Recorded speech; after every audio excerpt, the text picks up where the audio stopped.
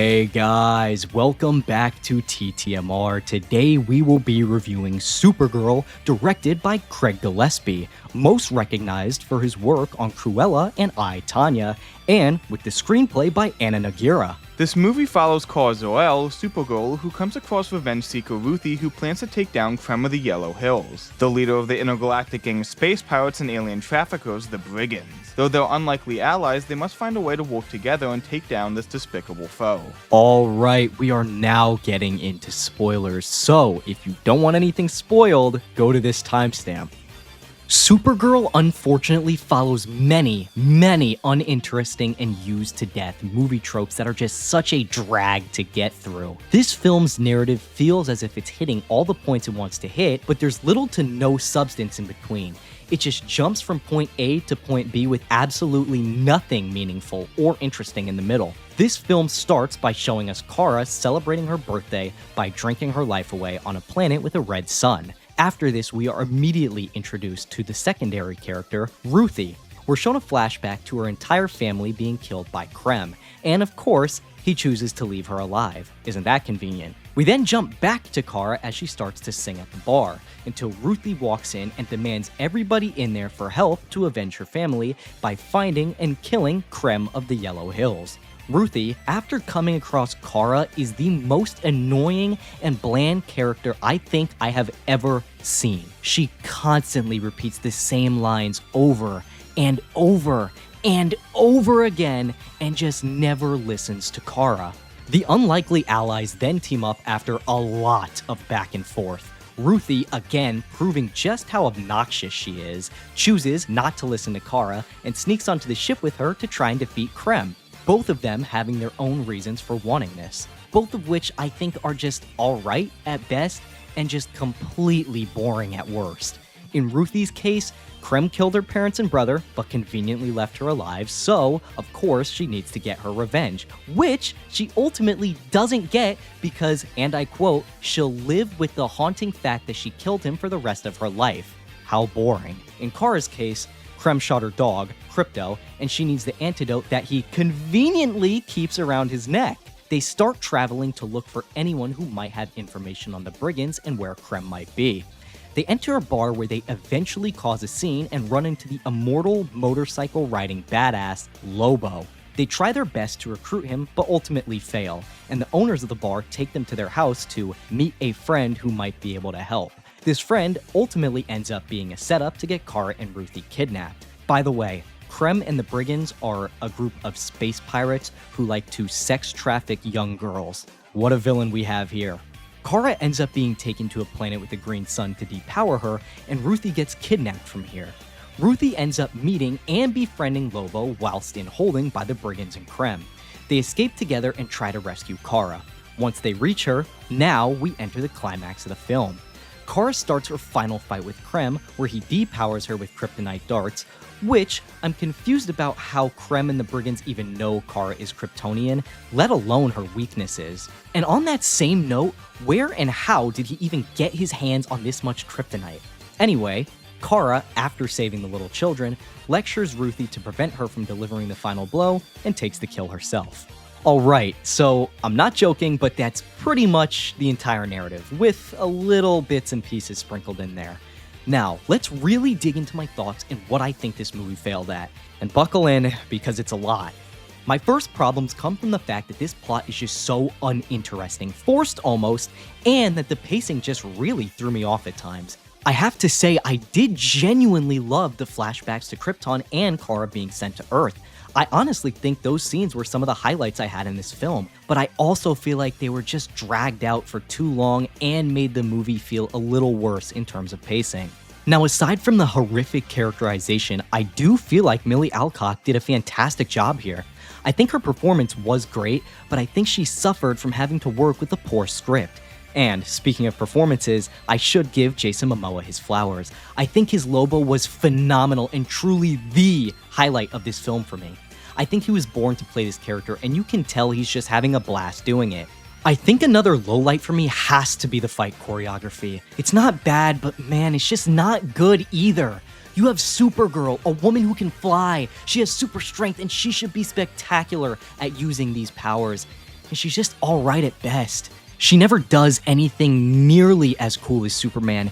It's just the basic punches and kicks that carry little to no weight behind them. There is no spectacle when it comes to the action within this film. No fight ever had me on the edge of my seat or even sitting up in excitement.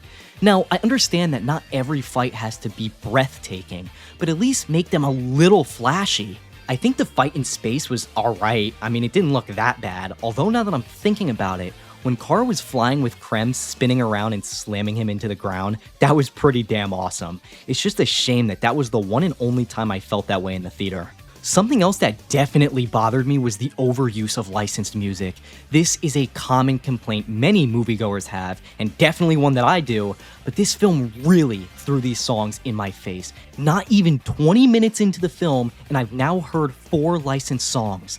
I want to hear originally composed music, with some original songs made for the movie.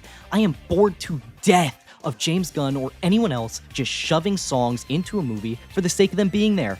It's empty and entirely meaningless. Now, for what I might consider to be the most egregious thing this film has to offer, the final needle drop. Dear God, this might be the worst needle drop in all of film history. It's actually kind of ironic.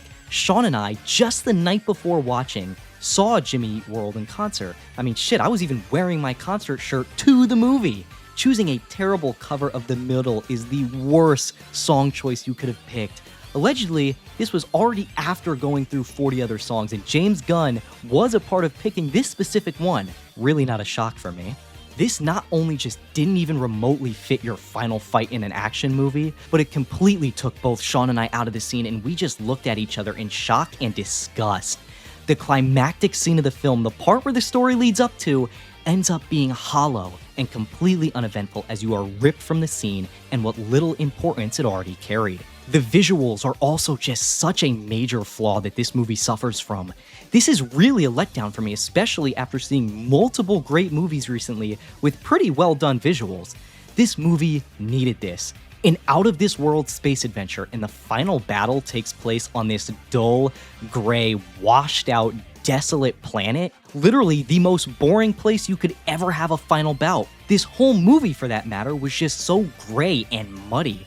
Supergirl is a dull and washed-out visual slop fest. The green screening was also absolutely horrible at times and really took me by surprise. There's a flight scene in the final fight where Supergirl flies towards Krem, and the composition and green screening literally had me laugh out loud just because of how spectacularly shit it looked. This movie also did what I might consider to be the worst thing it did narratively, was double down on the fact that Superman was sent to Earth to conquer it and repopulate. This was the biggest thing I despised about James Gunn's Superman, and to just double down on such a ridiculous and pointless change to his character just disappointed me even more. The last thing I need to touch on is just how uninteresting and unlikable Kara is throughout the film. She just has such an attitude and is such an asshole for no reason other than what I can imagine to be, my planet exploded and I need to take it out on everyone else. This is such a hollow and boring character to follow, and I found myself in the theater thinking, why am I watching this more times than I honestly expected?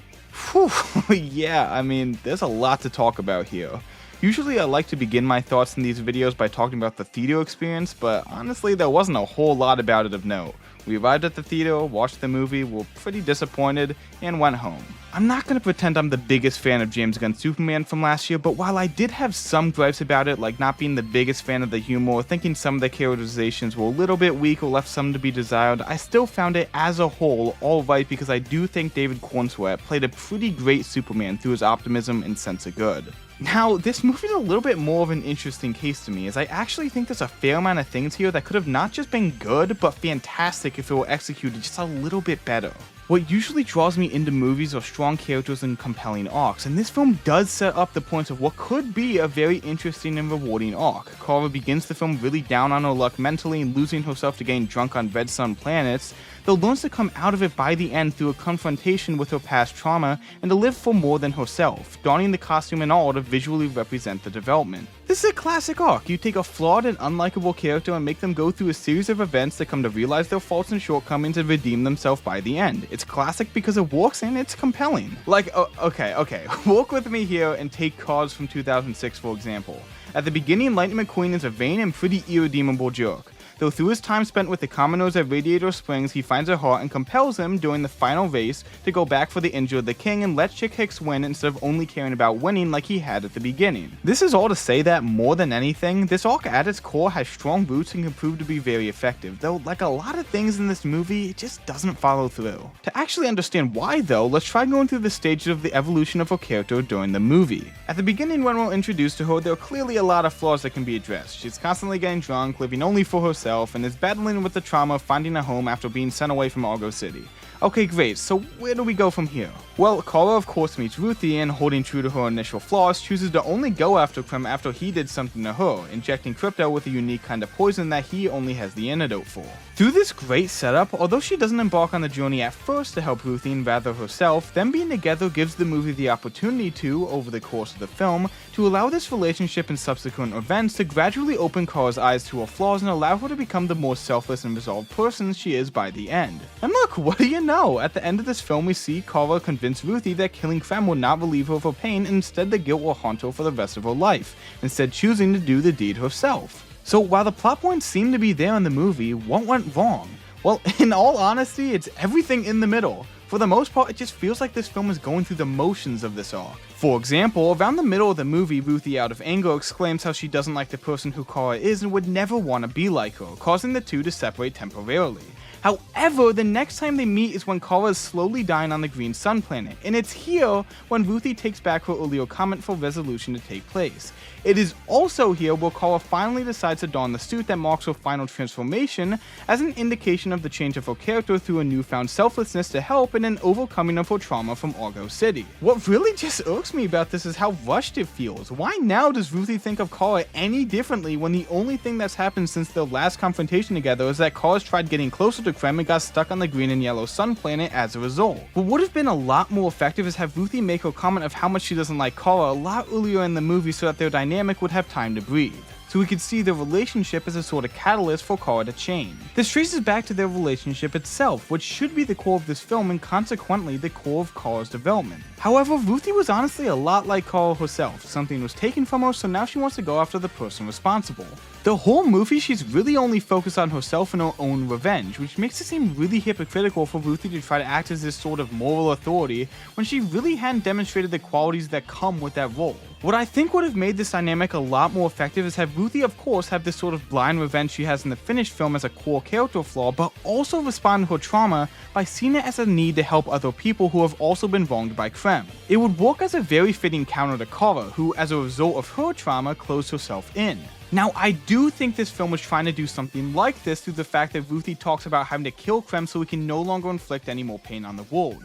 But this kind of thinking doesn't nearly reach where I think it needs to in order to really resonate. Imagine scenes of Ruthie being a lot more selfless and helping those in Krem's wake, and seeing Kara seeing this and recognizing how such selflessness is quite foreign to her and how her trauma could have shaped that mindset. As the movie goes on, we'd see how the focus on selfish revenge gradually clouds Ruthie's judgment by seeing all of the continuous pain left behind until it's her only obsession, when she's no longer selflessly helping those in pain but zeroed in on revenge. In this context, the confrontation taking place earlier on not only makes a lot more sense, but keeping Ruthie's original flaw of blind revenge allows for Kara to help resolve her of this obsession under the motivation of preventing her from becoming someone like she was at the beginning of the movie by serving only herself and becoming crushed by the weight of her trauma. Additionally, I feel that the antidote for Crypto should have been acquired a lot earlier in the movie so that in the end when Kara kills Krem so that Ruthie doesn't have to live with the guilt and can be relieved of her blind quest for revenge, is a completely selfless act rather than one that is also still done in large part for Crypto. Changing the location of Crypto's receiving of the antidote could also mean Kara and Ruthie's confrontation occurring at that moment where Kara would initially choose to stop going after Krem due to her issues being resolved. but her relationship with Ruthie and her pointing out of her selfishness could act as a very natural and effective turning point in the film. In this context, not only would Carl's arc of becoming more selfless be more natural and compelling, but the second half focusing on a growing closeness between her, Krypto, and Ruthie could provide a more clear and satisfying resolution to her trauma from Argo City in combination with the film's ending by showing how she's been able to move on and find a new purpose beyond the guilt-ridden version of her at the beginning of the film. This is all to say that I feel there's a much better movie hiding beneath this one, and for that I just have to say, I'm disappointed. So now let's really discuss the best and worst qualities of this film. I think that the best thing this movie does is easily its performances. Like I said earlier, Millie Alcock and Jason Momoa did a terrific job in the roles that they were given, and were indubitably the highlight of this film for us. They both seem like they care about the characters and are trying their best to work through such a poor script and narrative. When it comes to the worst thing that this movie does, it's definitely between the needle drop and the overall plot. The needle drop is already self-explanatory. However, for the plot, I just kept finding myself thinking, wow, this is so boring. This movie shares almost no connection to any other DCU project. Aside from Superman showing up a few times, this feels so unconnected to everything else and really doesn't even leave us with a good setup for much more. Gunn wants so badly to create his own MCU, but he's not at all connecting the stories we have. Blue Beetle and Peacemaker are in a weird limbo of canon and not canon, Creature Commandos is just whatever, and Superman and Supergirl feel like standalone films. Starting your cinematic universe with projects that don't add to the world building or feel like a collective is gonna leave an audience unsure of its future, and you'll lose their trust once again. Through the fact that neither Max nor I really talked glowingly of this film, it should be no surprise that we weren't the biggest fans. Both Max and I gave this film a 5 out of 10 for of course a 50% in total, really emphasizing how middle of the road this movie is despite all of its potential to be something much more. Alright, so overall, this is just such a letdown in our opinions. This is a disjointed and what feels like an unfinished narrative. Our lead protagonist is an unlikable asshole who goes through no believable change, and her sidekick, dear God, is just the most unbearable character I've ever seen. There is an abundance of licensed music that just takes you out of every scene. This movie is the embodiment of what I believe superhero fatigue to be. This just feels like an unnecessary movie that was pumped out for money and hype. There's a lack of interconnectivity which ultimately makes this film feel easily skippable. If you love DC or the comics, I mean, you might enjoy this film, but this is just a serious letdown. So with that said, that has been a review of Supergirl. Remember that this is just our opinion, so you don't necessarily have to believe everything that is said here. Come back soon for more reviews or browse through existing ones on the channel. We hope you all have an amazing rest of your day, and if you enjoyed, please like or subscribe to help us out. Thank you guys so much for watching, and have a super day. See what I did there? Yeah, you like that? Okay, I'll stop.